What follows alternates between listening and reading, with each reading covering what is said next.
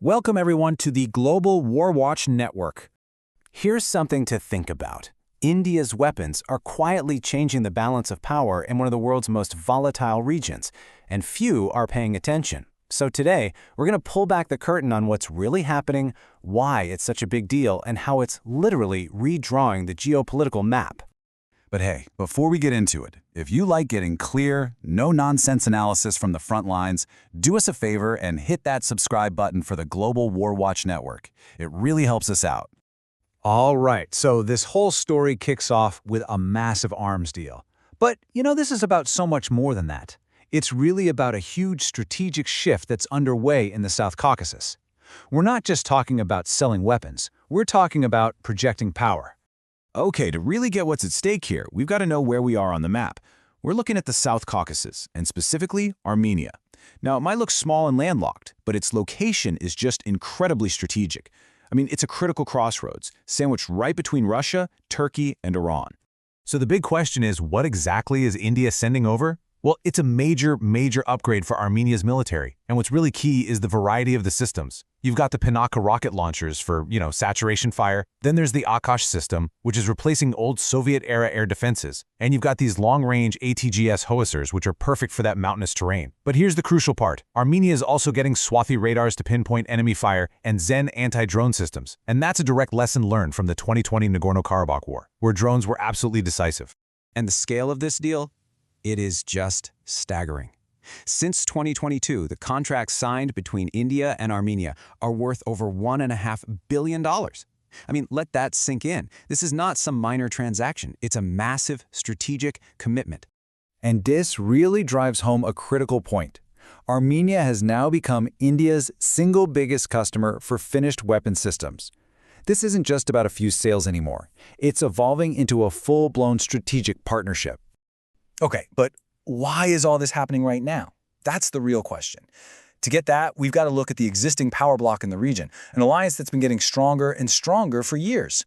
Right, and that's the TPA Axis, or what people often call the Three Brothers Alliance. It's this partnership between Turkey, Pakistan, and Azerbaijan that's getting more and more formal. It's built on shared strategic goals, a common pan-Turkic ideology, and they are not shy about showing off their military and diplomatic unity.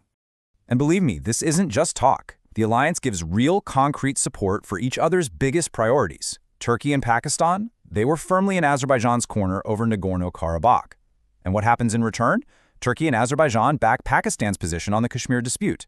They hold these joint Three Brothers military drills, they coordinate their diplomatic moves. It creates a really unified and, honestly, a pretty formidable front. So you can imagine, the strengthening of the TPA Axis didn't exactly go unnoticed. It was bound to get a reaction, right? And it has. It's prompted a direct response, leading to the creation of a whole new counter-alliance. And that brings us to the India-Greece-Armenia Triangle, or IGA. Now, it's maybe not as formal as the TPA yet, but it's getting more solid every day. And you know what holds these three democracies together? It's a powerful glue, a shared sense of threat from the exact same Three Brothers axis. And this is what's so fascinating. Just look at how perfectly their threat perceptions line up. For India, a big problem is Turkey and Azerbaijan backing Pakistan on Kashmir. For Greece, the main challenge is, of course, Turkey in the Mediterranean. And for Armenia, it's a direct existential military threat from Azerbaijan, which is actively supported by Turkey and Pakistan. You see, each member of the TPA Axis is a direct security challenge to each member of the IGA triangle. It's almost a perfect geopolitical mirror image. It's wild. But hold on, because this rivalry goes way beyond just military posturing. The stakes get even higher when you realize this is also a battle to control the future of trade and energy. We're talking about a geoeconomic chessboard made up of strategic corridors. And there are really two competing visions for the region's future. You've got India's project on one side, the International North-South Transport Corridor, the INSTC, and on the other side, you have the East-West vision, which includes routes like the Middle Corridor and the US-brokered Trip Corridor. These are two totally different paths for trade in Eurasia. So for India, the goal here is pretty clear. Create a trade route that's secure, reliable, and completely bypasses its main rivals, Pakistan and Turkey. The INSTC does exactly that. It goes up through Iran's Chabahar port and then overland, with Armenia becoming this key link to Europe. This is all about economic security and strategic independence.